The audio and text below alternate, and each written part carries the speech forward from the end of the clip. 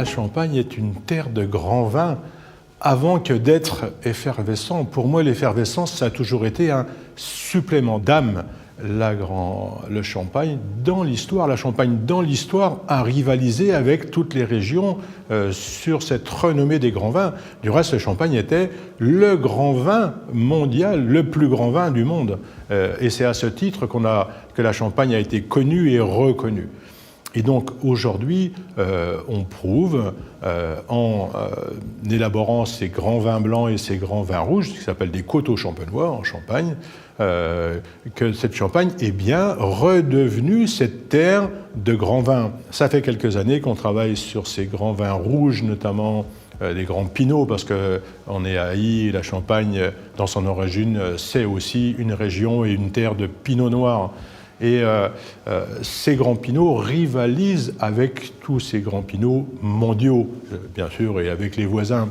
Et faire des grands vins rouges à Ailly, c'est une chose. Ça veut dire déjà cueillir à maturité polyphénolique. Ça, c'est exceptionnel en Champagne, puisqu'en Champagne, on ne s'intéresse traditionnellement qu'à la courbe des sucres qui montent et de l'acidité qui descend. Nous, comme dans toutes les régions, on a ajouté la courbe des tanins qui, elle, fait une espèce de parabole et croise deux fois la courbe, les courbes sucre-acide.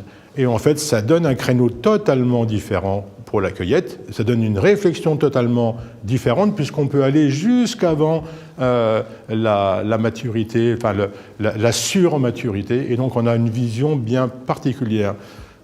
C'est ce qu'on a fait.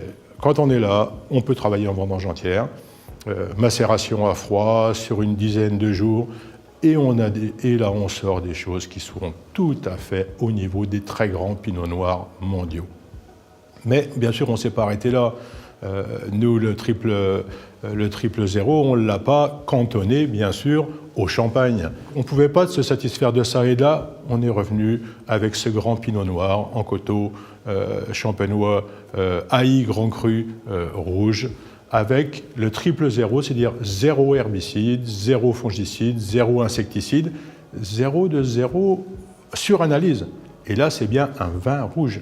Ce qui en fait du reste, au-delà d'être un très grand vin, ce qui en fait le premier grand vin, le premier grand pinot noir, garanti sans résidus de pesticides, garanti d'une parfaite innocuité et totalement sain.